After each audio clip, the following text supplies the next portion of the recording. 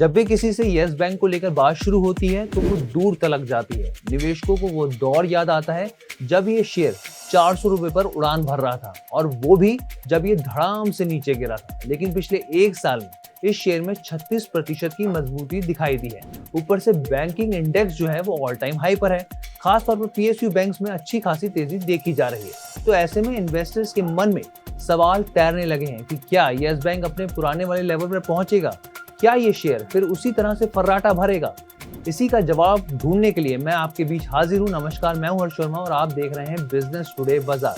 तो एक वक्त था जब देश में यस बैंक के बिजनेस मॉडल को काफी ज्यादा सराहा जा रहा था। अच्छे से अच्छे बैंक की लोन बुक की CAGR यानी कि कंपाउंड एनुअल ग्रोथ रेट 25% से ज्यादा नहीं हो पा रही थी। ऐसे में यस बैंक 38% के लेवल पर पहुंचा था। लेकिन तब से लेकर अब तक में जमीन आसमान का अंतर आ चुका है। इस बैंक का स्टॉक शेयर मार्केट में हिचकोले खा रहा है। ये शेयर अभी तक 20 रुपए का लेवल भी पार नहीं कर पाया है। हालांकि 5.65 रुपए के स्तर से तक जहां पे ये शेयर पहुंचा था, वहां से लेकर अब तक ये 16-17 रुपए पर ट्रेड कर रहा है। लेकिन हमें ये समझना होगा कि क्या ये शेयर फंडामेंटली मजबूत होने की क्षमता रखता है, या फिर ये जो तेजी हम लोग देख रहे हैं वो सिर्फ टेम्परेरी मूवमेंट है। तो चलिए जानते हैं। और सबसे पहले यस बैंक के Q2 के रिजल्ट के बारे में हम बात कर लेते हैं। तो पिछले साल के कंपैरिजन में इस क्वार्टर में जो मुनाफा है इस बैंक का वो 32% गिरकर 152 करोड़ पर पहुंच गया है, जबकि पिछले साल ये 225 करोड़ रुपए पर था। लेकिन वहीं हम आय की बात करें तो पिछले साल के मुकाबले इसमें 964 करोड़ रुपए की बढ़ोतरी दर्ज की गई है। NII की बात करें यानी कि नेट इंटरेस्ट इनकम की, तो किसी भी बैंक के रिजल्ट का ये जो बेहद जरूरी हिस्सा होता है, इसमें भी 31% की बढ़ोतरी दर्ज की गई है, जो कि 1991 करोड़ रुपए पर पहुंच गई है। वहीं बैड लोन्स यानी कि NPA की बात की जाए तो ये घटकर 12.89% रह गया है, जो 2021 के सितंबर तिमाही में करीब 15% था। लेकिन यहाँ ये समझने वाली बात है कि यस बैंक के नेट इंटरेस्ट इनकम में जो ये बढ़ा है और NPA घटा है, ये एक अच्छी बात है। लेकिन दूसरे बैंकों के मुकाबले ये बेहद कम है, ये भी हम आपको बता दें।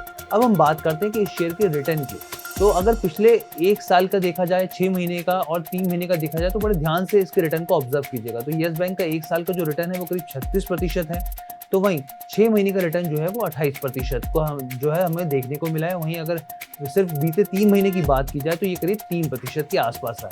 अब ऐसे में कई जरूरी सवाल उठते हैं, जिससे सबसे पहला सवाल है कि बैंकिंग इंडेक्स जो है वो ऑल टाइम हाई पर है। खासतौर पर PSU बैंक्स में तेजी देखी जा रही है। तो ऐसे में सवाल उठता है कि क्या यस बैंक के दिन भी बदलेंगे, क्या उसका भी एक अच्छा दौर आएगा। आप PNB या फिर बैंक ऑफ बड़ौदा की बात कर लीजिए तो डबल डिजिट से लेकर ट्रिपल डिजिट तक ये जाने को तैयार है। तो ऐसे में यस बैंक का क्या होगा, सुनिए एक्सपर्ट ने क्या राय दी है।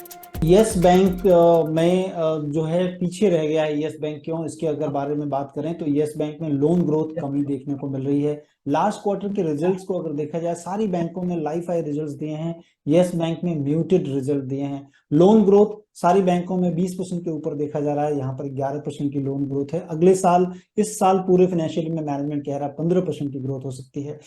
अब ये कहां तक जा सकता है यस बैंक, तो इसके बारे में अगर देखें तो कैपिटल स्ट्रक्चर को देखना बहुत जरूरी होगा, जिसमें कि काफी बड़ा डाइल्यूशन हुआ है। इन्वेस्टर्स और डिपॉजिटर्स के फेथ को रखने के लिए RBI ने काफी बड़ा डाइल्यूशन किया। 1000 करोड़ इक्विटी दूसरे बैंकों को दी गई, स्टेट बैंक को सबसे ज्यादा इशू किया गया उसमें, तो वहां पर बड़ा डाइल्यूशन हुआ। 200 कहने की 60 करोड़ के करीब की इक्विटी थी, वो बढ़कर तकरीबन जो है आज के डेट में 2500 करोड़ की इक्विटी हो चुकी है। और उसमें 12 रुपए पर इन्होंने 1250 करोड़ शेयर्स इशू किए थे। अब इतने बड़ा इक्विटी बेस होने पर अब कहां तक बढ़ सकता है ये। अगर सेम कमाई भी हम कर लें तो मुझे लगता है कि 1.5 से पौने 2 रुपए का EPS आएगा, जिसमें नहीं लगता कि बहुत बड़ा गेन हो सकता है। 13.5 रुपए का बुक वैल्यू है बैंक का, और बुक वैल्यू से हम देखते हैं कि जो अच्छी बैंकें हैं कितने टाइम्स ट्रेड करती हैं। वही दूसरा सवाल है कि जिन लोगों ने यस बैंक में 12 या 13 रुपए से एंट्री ली थी, उनके लिए क्या सलाह होगी, और आने वाले सालों में इसको जो शेयर है इसको होल्ड करके रखना चाहिए।